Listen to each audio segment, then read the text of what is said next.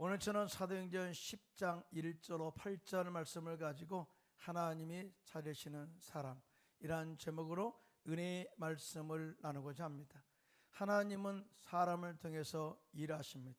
그래서 하나님의 영광을 위해서 살 사람, 그리고 하나님의 뜻을 이루어 갈 사람을 찾고 계십니다. 인간이 교만하여 하나님께서 정말 저들을 물로 홍수로 심판하기로 결정을 했습니다. 그때 하나님께서 인류를 구원하기 위한 한 사람을 찾으시는데 순종할 사람을 찾습니다. 그리고 노아를 세우셔서 그에게 은혜를 부어주셨다. 그리고 노아 한 사람을 통해서 홍수 심판 가운데서 인류를 구원하시는 하나님의 은혜를 받게 하셨다고 그렇게 증언을 하고 있어요. 하나님은 지금도 하나님 말씀에 순종하고 하나님의 뜻과 비전을 이루어갈 한 사람을 찾고 있는데요. 그 주인공이 오늘 본문에 등장하고 있는 고넬료입니다. 그는 이방인이었지만은 하나님을 전혀 모르는 사람이었지만은 온 지방과 더불어 경건한 생활을 하였고 하나님을 경외함으로 또 백성들을 많이 구제하고 하나님께 항상 기도하는 소통의 영적인 사람이었다라고 그 증언을 하고 있습니다. 그 결과 그의 기도와 구제가 하나님께 상달되었고 기억한 바가 되어 하나님 말씀에 순종합니다. 그리고 옆바에 있는 베드로를 청하여 말씀을 듣다가 성령 충만받고 그와 그의 가정, 친척들, 그 부하들이 구원받게 하는 축복의 통로로 쓰임받아 하나님께 영광을 돌렸습니다. 할렐루야. 자, 그러면 하나님께서 찾으시는 사람은 어떤 신앙을 가진 사람일까요? 첫째로 하나님을 찾으시는 사람은, 하나님이 찾으시는 사람은 하나님을 경외하고 경건한 삶을 사는 사람을 찾는다라고 성경은 말씀을 하고 있어요. 오늘 보면 사도행전 10장 1절로 2절인데요. 함께 합독할까요? 시작. 가이사랴에 고넬료라는 사람이 있으니 이달리아 부대라는 군대의 백부장이라 그가 경건하여 온 지방과 더불어 하나님을 경외하며 백성을 많이 구제하고 하나님께 항상 기도하더니 라고 이렇게 고넬료의 신앙은 정말 하나님을 경외하는 사람, 그가 하나님께 영광을 돌리고 쓰임받는 사람이었음을 소개하고 있어요. 사실은 고넬료는 이방인이었다. 그리고 이 로마 이달리아 부대 백부장이었다라고 하는 것은요, 그의 권세가 있다 그 말이죠. 그의 수하에 100명의 부하를 둔 지휘관으로서 권력을 가진 권세가 있는 사람이었습니다. 하지만 그는 하나님을 경외함으로 경건한 삶을 살았다라고 증언을 하고 있어요. 반대로 말하면 경건한 삶이 하나님을 경외하게 만들었다라고 이렇게 이 증언을 하고 있습니다. 하나님을 경외한다는 것은요, 어떤 의미냐면은 단순히 두려워하는 감정만 가진 것이 아니라 하나님을 깊이 존경하는 거예요. 또 뿐만 아니라 하나님을 사랑하며 그분의 말씀을 두려운 마음으로 순종하는 태도, 이것이 바로 하나님을 경외하는 자세다. 한마디로 말하면요, 경건한 삶을 산다는 것은 단지 종교적인 행동으로 끝나는 것이 아니라 하나님을 진심으로 사랑하고 의지하면서 그의 삶 속에서 그분의 뜻을 따라 순종을 하는 사람을 이 경외하는 사람이다라고 정의를 합니다. 이런 관점에서 보면 고넬료는 진심으로 하나님을 경외하고 사랑하면서 경건한 삶을 살았다고 정의할 수가 있겠죠. 그리고 그는 온 지방과 더불어서 하나님을 경외하며 살았다고 했는데요. 그런 것은 어떤 의미냐면은 그의 경건한 삶과 믿음이 개인적인 삶으로 끝난 것이 아니라 가정에까지 흘러 들어가서 온 가정이 경건한 삶을 살도록 했다라고 신앙의 영향력을 증언하고 있어요. 오늘 우리도 고넬료의 신앙을 본받아서 우리의 경건함과 하나님을 경외하는 삶이 하나님께 인정받고 우리의 경건함이 우리 가정 속에 흘러 들어가서 우리 가족도 살리고 또 우리의 생활도 살리고 우리 회사도 살리고 여러분의 모든 영적인 삶 가운데 선한 영향력을 미치는 저와 여러분 되시기를 예수님의 이름으로 축원합니다. 자, 그런데 하나님 지금도 경외하는 자를 끊임없이 찾고 있다는 거예요. 그러면서 그런 사람이 어떤 사람인가를 계속해서 살펴보고 계신다라고 말씀을 하고 있어요. 이에 대해서 시편 33편 18절로 19절은 이렇게 말씀합니다. 시작. 야인은 그를 경외하는 자 곧 그의 인자심을 바라는 자를 살피사 그들의 영혼을 사망에서 건지시며 그들이 굶주릴 때에 그들을 살리시는도다 라고 고백을 하고 있어요. 무슨 말이냐면은 하나님은 경외하는 자를 살피시기를 원한다. 그리고 그들을 찾아 구원하시고 어려울 때 도와주기를 원하시고 항상 사명에서 건지시기를 원하시는 하나님의 사랑을 베풀고자 하신다라고 말씀을 하고 있어요. 그러니까 하나님을 경외하는 사람은 손해가 아니라 축복이다. 하나님의 관심 속에 있다. 하나님의 보호하심 속에 있다라고 이렇게 정의를 하고 있는데요. 자, 믿으시면 손 들고 아멘 하시기 바랍니다. 자, 그러면 하나님을 경외하는 사람은 어떤 사람이냐? 첫째로 겸손하게 하나님 말씀을 받아들이는 사람이에요. 하나님을 경외하는 사람은요, 항상 자기의 생각보다 하나님의 생각, 하나님의 말씀을 더 우선하고 그 말씀을 높이는 사람이에요. 여러분, 노아는요, 물로 심판하시겠다고 하는 하나님의 말씀을 듣고 그 말씀을 귀하게 여겼어요. 여러분, 아직 비가 오지 않잖아요. 아니 몇십 년 전에 아니 앞에 비가 안 와요. 근데 높은 산에다가 방주를 만들어라고 명령했을 때 그는 하나님의 말씀은 반드시 이루어진다라고 하는 이 믿음이 있었어요. 자기 생각보다 환경보다 하나님 말씀을 더 높이 두었다. 그래서 겸손하게 정말 환경을 초월해서 방주를 만들어 준비했더니 하나님께서 홍수로 심판하실 때 그의 집을 구원하였고 믿음을 따르는 의의 상속자가 되게 하셨다고 성경은 증언하고 있습니다.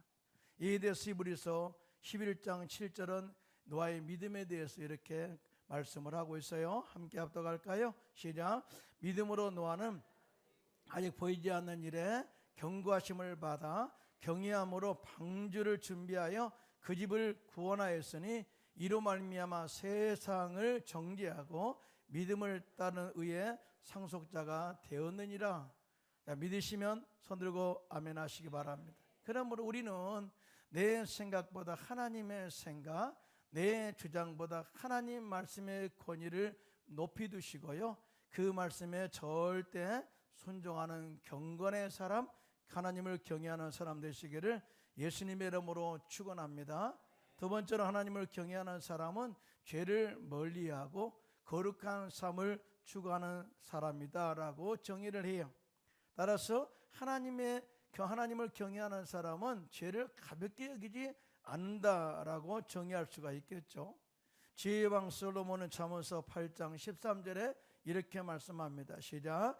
야훼를 경외하는 것은 악을 미워하는 것이라. 나는 교만과 거만과 악한 행실과 패역한 입을 미워하느니라고 고백을 하고 있어요. 지금 성경에 보면은요, 보디발의 아내가 요새의 용모가 아름다움을 보고 날마다 아무 사람이 보지 않는 곳에서 끈질기게 끊임없이 나와 동침합시다라고 유혹을 했습니다. 그때 요셉이 어떤 신앙관을 가지고 거부했는 줄 아세요? 내가 어찌 이 큰 악을 행하여 하나님께 죄를 지으리까? 하나님이 뻔히 보고 계시는데 내가 어찌 하나님의 눈을 가릴 수가 있겠습니까? 라고 결단하며 죄의 유혹을 물리쳤습니다. 이와 같이 요셉은 눈에 보이는 사람의 지위보다 눈에 보이지 않는 하나님의 존재를 의식했다 그 말이죠. 하나님은 눈에 안 보인다고 안 계신 것이 아니라 눈에 안 보여도 영으로 우리 곁에, 우리 가운데, 우리 안에 와 계신 줄로 믿습니다. 자, 요셉의 신앙은 이런 신앙이었어요. 그래서 그가 하나님을 경외함으로 보드발의 아내의 유혹을 이겨냈다고 증언을 하고 있습니다. 세 번째로 하나님을 경외하는 사람은 하나님 말씀에 순종하며 하나님을 신뢰하는 사람이다라고 정의를 합니다. 자, 하나님을 경외하는 사람은 자신이 추구하는 결과보다 하나님이 예비하신 결과를 더 신뢰하고 하나님을 절대 믿고 또 신뢰하고 맡기는 결단이 있는 사람이다라고 이렇게 정의를 할 수가 있어요. 무슨 말이냐면 오늘날 많은 사람들이 자신이 주장하는 결과가 좋다고 생각을 많이 하면서 사람들과의 비교해서 무시하잖아요. 근데 하나님과의 관계에서도 인간이 교만하면 그렇게 산다는 거예요. 근데 하나님을 경외하는 사람은 정말 자신의 추구하는 결과보다 하나님의 예비하신 그 결과를 더 소중하게 여기며 내 모든 삶을 다 주께 맡긴다고 그렇게 정의를 하고 있는데요. 자, 믿으시면 손 들고 아멘 하실까요? 하나님께서는 아브라함을 복 주시기 위해서 최종적으로 시험을 합니다. 자, 100세에 얻은 아들 이삭이 어느덧 자라서 청소년이 되었어요. 자, 100세 얻었다 이것 말이에요. 25년이 지났다. 25년 이후에 하나님께서 독자 이삭을 선물로 줬어요. 자, 그런데 자라서 15년이 지났으니까 약 40년이 지났겠죠. 자, 40년 지나면서 하나님께서 아브라함의 신앙을 주시했겠죠. 살피셨겠죠. 자, 이가 때가 됐어. 이제 아브라함이 어떤 신앙으로 하나님을 경외하는가 보자 하고 이런 명령을 내립니다. 아브라함아, 내 사랑하는 독자 이삭을 내가 지시하는 산 모리아에 가서 그곳에서 아들을 번제로 드리라 그래요. 번제로 드린다는 것은요, 이 각을 떠서 불에 태워 하나님께 향기로운 제물로 드리라 그래요. 여러분, 어떻게 하나님이 사람을 죽여 제물로 드리라고 하겠어요? 근데 아브라함은 지체하지 않아요. 하나님을 신뢰합니다. 하나님은 죽은 자를 살리시며 없는 것을 있게 부르시는 하나님, 야일의 하나님을 믿고 순종합니다. 할렐루야. 그리고 사흘길을 걸어가잖아요. 그리고 이 모리아산에 도착해서 아들과 함께 모리아산에 올라가서 제단을 쌓고 칼을 들어서 이삭을 결박하고 죽이려고 했습니다. 자, 그때 하나님께서 아브라함을 멈추게 하시고 순양을 예비하셔서 제물로 드리게 하시고 이삭은 살리셨습니다. 이것도 중요하죠. 예비하신 하나님. 그런데 더 중요한 게 있어요. 자, 이와 같이 아브라함이 하나님을 신뢰하고 그 결과를 더 정말 하나님께 맡기고 더 의리한 결과, 절대 순종했을 때 내가 너로 큰 민족을 이루고 다 이 모든 것을 이루시겠다고 하는 약속을 청취하게 되는데요. 그 근거가 뭐냐?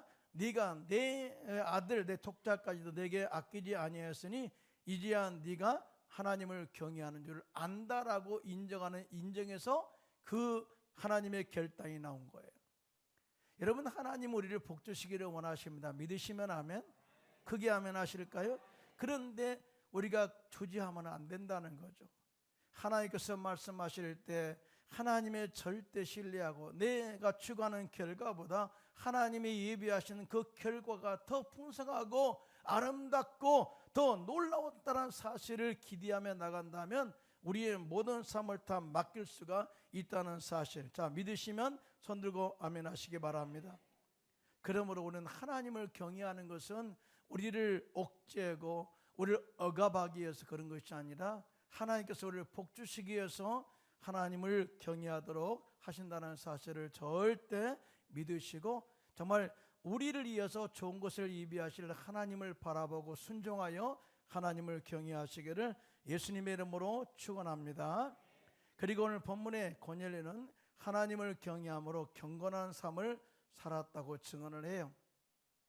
그리고 그의 경건함이 하나님 앞에서뿐만 아니라 집안 모든 사람에게 또 그의 친구들에게 더 나아가 그의 부하 부인들에게까지 흘러 들어가 선한 영향력을 미쳤다고 증언합니다.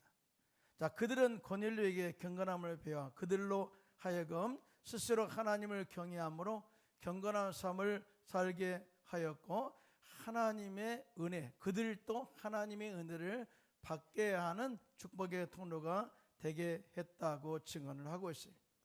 오늘 많은 사람들이 하나님을 경외하고 사랑한다고 말합니다. 또 그렇게 살아야 되겠죠. 그런데 세상 사람들, 소위 말해서 하나님을 모르는 사람들의 삶에 대해서는 성경은 이렇게 말씀을 하고 있어요.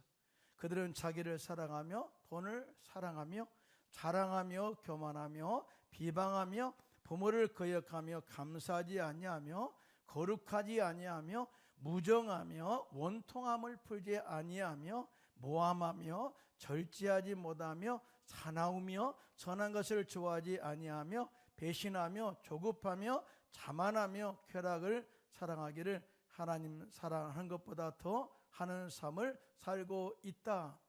그러잖아요. 하나님 절대 다 부정하지 않아요. 그리고 오직 육신의 정욕과 안목의 정욕과 이 세상의 자랑을 위해서 살고 있다. 이런 사람에게서는 경건한 삶을 기대할 수가 없다는 거죠. 그래서 사도 바울은 디모데후서 3장 5절에 이렇게 말씀합니다. 시작. 경건의 모양은 있으나 경건의 능력은 부인하니 이 같은 자들에게서 내가 돌아서라고 단호하게 결단을 촉구하고 있어요. 믿으시면 아멘 하시기 바랍니다.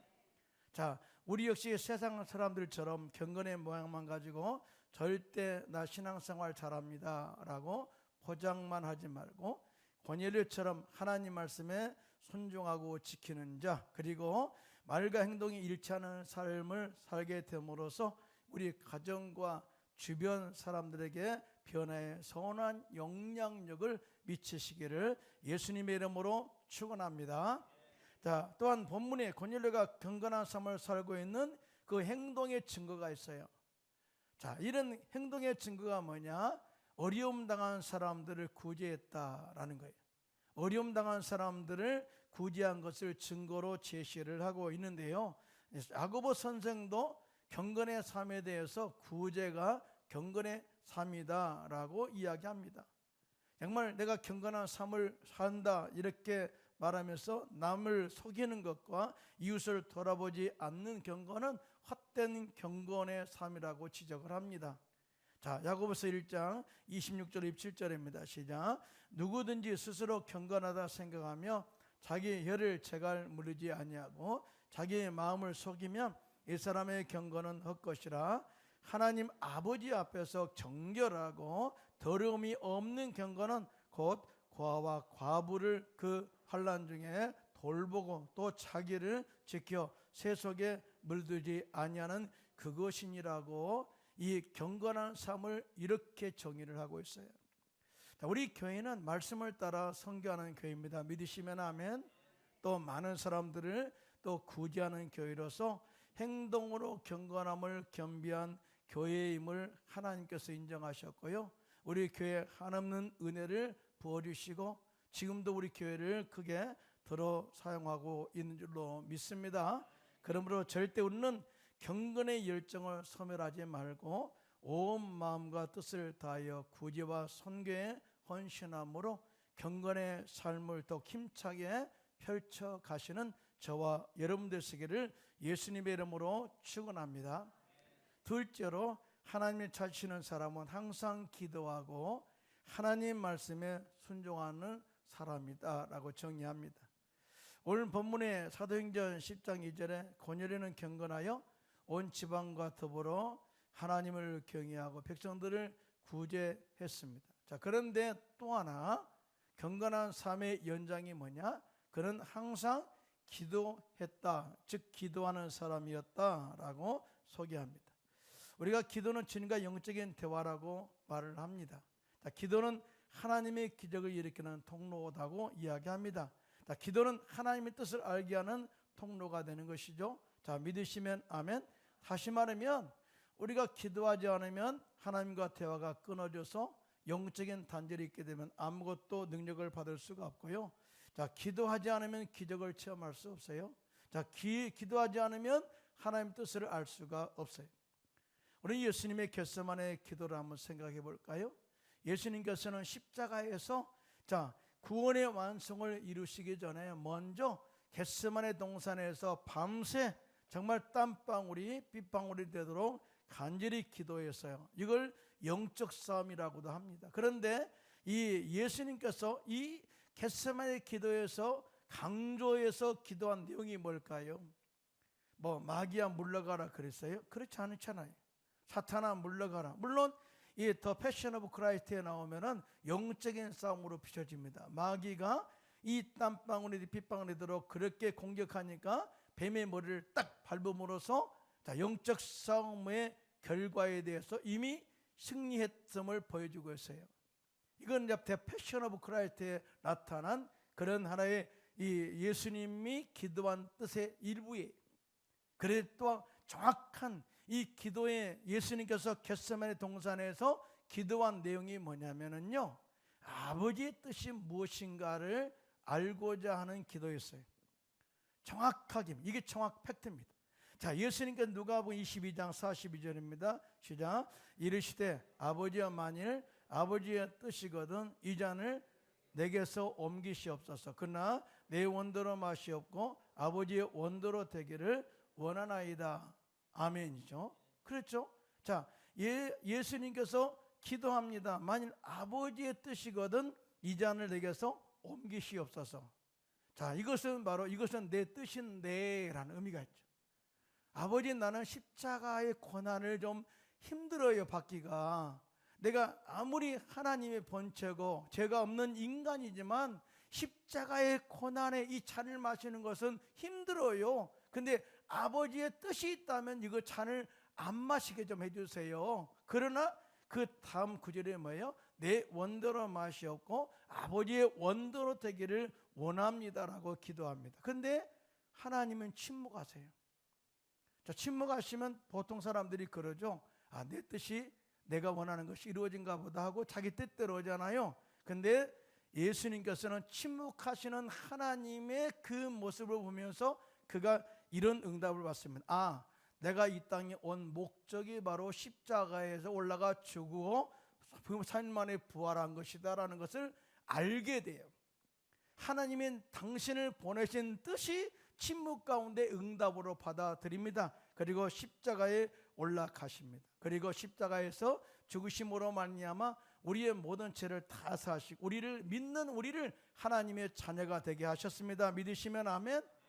용서받은 의인 되게 하셨죠. 심지어 우리가 가정하는 저주를 끊어버리시고 아브라함의 복을 받게 하셨습니다. 또 제가 채찍에 맞음으로 기도하는 자 모든 질병을 치유하시고 믿는 자 영원한 생명을 우리에게 보장해 주셨습니다. 할렐루야.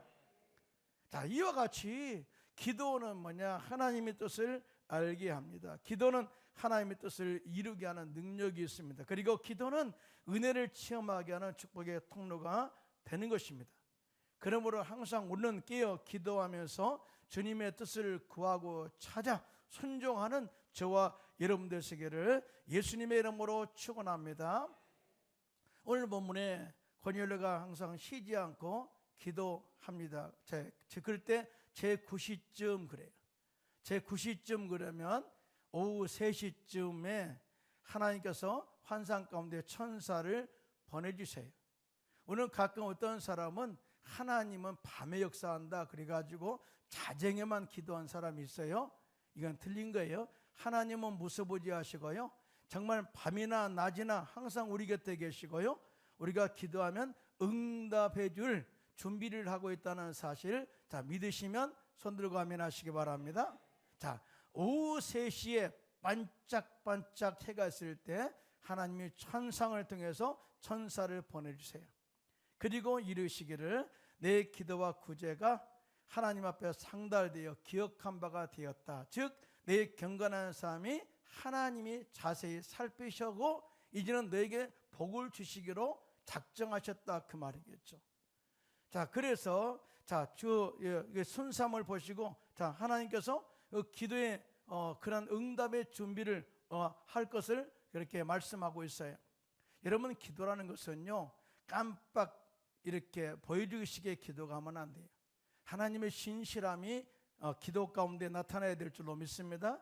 진실함이 보여야 될 줄로 믿습니다. 하나님은 고넬료의 진실함을 봤고요, 고넬료의 기도의 간절함을 보았어요. 하나님은 고넬료가 얼마나 하나님의 은혜를 간절히 사모하고 있는가, 그리고 하나님의 뜻이 무엇인가를 찾는 영적 갈급함이 그 기도 속에 있음을 본 거예요. 자, 그러자 하나님께서 그 순수한 기도 가운데 응답해 주기를 원하십니다. 그래서 고넬료에게 이렇게 말합니다. 너는 지금 사람을 욥바로 보내어 베드로라고 하는 시몬을 청하여 말씀을 들으라 그래. 우리는 말씀의 홍수 시대에 살잖아요. 말씀 들어, 나 설교하지 마 그러잖아요. 근데 하나님께서는 은혜를 주시기 위해서 이 말씀을 들으라고 말씀합니다. 말씀을 들으라, 은혜를 사모이라 그러겠죠. 자, 고넬료는 천사의 말에 순종하여 집안 하인둘과 부하 가운데 경건한 사람 하나를 불러 다 이 일을 그들에게 다 말하고 욥바로 보내어서 베드로를 모셔오게 합니다. 그런데 동시에 그 시간에 베드로도 기도합니다. 자, 기도할 때 환상 가운데 하나님께서 뜻이 무엇인가를 알려줘요. 가끔 이런 사람 많이 있죠. 기도하는데 하나님께서 당신은 나에게 100만 원 줘라고 했다고. 자, 그런데 다른 사람은 소식이 없어요. 자, 하나님은요, 기도 가운데 동시에 기도시키시고 100만을 줘야 할 사람에게도 하나님께서 말씀하십니다. 믿으시면 아멘. 절대 속으면 안 돼요. 베드로 역시 기도하죠. 기도 가운데 환상을 보게 되는데요, 항상 베드로의 생각은 어떤 심정이었냐면은 복음이라는 것은 절대 유대인들 가운데만 전파되어야 된다고 생각한 사람이었어요. 그런데 보자기 이 현상을 통해서, 환상을 통해서 이제 복음 전파가 이방인들에게도 흘러 들어갈 때가 되었다. 즉 하나님의 뜻을 알게 되었어요. 그리고 하나님 말씀에 순종해서 하인들을 따라가게 되었고요, 가이사랴에 들어가서 고넬료 집에 들어가 예수 그리스도의 죽으심과 부활하심을 전하게 됩니다. 엄청난 하나님의 은혜가 말씀 가운데 임하게 되는데요. 자, 이에 대해서 사도행전 10장 38절로 40절 시작. 하나님의 나사렛 예수에게 성령과 능력을 기름 붓듯 하셨으며 그가 두루다니시며 선한 일을 행하시고 마귀에게 눌린 모든 사람을 고치셨으니 이는 하나님이 함께 하셨습니다. 우리는 유대인의 땅과 예루살렘에서 그가 행하신 모든 일의 증인이라. 그들이 나무에 달아 죽였으나 하나님이 사흘 만에 다시 살리사 나타내시죠. 여러분, 예수님의 사역은요, 성도들을 가르치시고 복음을 전파해서 구원하시고, 그런데 핵심적인 사역이 힐링 사역, 치유 사역이었어요. 성령의 충만한 능력으로 다 돌아다니면서 선한 일을 행하셨고요, 마귀에게 눌린 자를 고치셨고요, 병든 자를 고치셨어요. 이걸 증인으로 자기들을 세웠다는 거예요. 그래서 예수의 죽으심과 부활하심을 선포할 때, 이 말씀을 들을 때 성령이 말씀 듣는 모든 사람에게 내려오셔서 방언을 말하게 했고요, 하나님을 높이게 되었습니다. 할렐루야. 그리고 더 나아가 그와 온 집안 사람들과 친구들이 예수 그리스도의 이름으로 침례를 받고 구원의 은혜와 축복을 받아 누리게 되었다고 증언을 하고 있어요. 자, 이런 관점에서 보면 경건한 신앙생활은 늘 깨어 기도하는 것이다. 그리고 경건한 삶이라는 것은요, 하나님의 뜻을 따라 하나님께서 말씀하실 때, 하나님 뜻을 말씀하실 때 지체 없이 말씀에 순종하는 것이고, 말씀에 온전히 순종할 때 축복으로 열매를 맺게 된다고 성경은 정의를 하고 있어요. 더 나아가 고넬료 신앙, 우리에게 보여준 것은 신앙의 영향력입니다. 나의 삶을 통해서 다 하나님의 전능하심과 살아계심을 증거하고 증명한 것이죠. 여러분 생각해 보세요. 삶으로 살아계신 하나님을 증언한 것보다 더 큰 증거가 어디 있겠어요?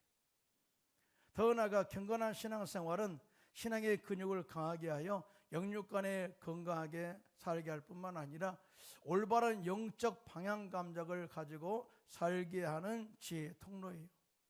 그러니까 우리가 경건한 삶을 살게 되면은 영적 감각이 정확합니다. 이 길은 돼, 이 길은 안 돼라고 정확하게 분별력을 더하게 되죠. 하나님께서 이런 사람을 찾아 세우시고 세상 속에서 선한 영향력을 미치게 한다는 사실을 믿으시면 손 들고 아멘 하시기 바랍니다. 그래서 예수님께서는 마태복음 5장 16절에 시작, 이같이 너의 빛이 사람 앞에 비치게 하여 그들로 너의 착한 행실을 보고 하늘에 계신 너의 아버지께 영광을 돌리게 하라고 말씀을 하고 있는 것입니다. 오늘 우리는 하나님을 찾으시는 사람 고넬료의 신앙에 대해서 은혜를 나누었습니다. 고넬료는 하나님을 경외함으로 경건한 삶을 살았고 그의 온 가족들과 친구들과 부하들에게 삶으로 경건한 삶을 보여주었습니다. 그리고 그들 역시 고넬료의 신앙을 본받아 살았고 베드로의 말씀을 듣고 모두가 다 구원의 반열에 서게 하였습니다. 우리 역시 고넬료처럼 하나님을 경외함으로 경건한 삶을 살고 말씀에 순종해야 할 줄로 믿습니다. 그리고 우리의 이러한 삶을 통해서 온 가족과 이웃과 친구들과 주변에 우리와 관계되어 있는 모든 사람들이 우리의 삶의 영향을 받아 경건한 삶을 살고 성령으로 충만하여 말씀에 순종하여 하나님의 은혜를 체험하고 모두가 다 우리로 하여금 구원일의 반열에 서게 하는 축복의 통로가 되시기를 예수님의 이름으로 축원합니다.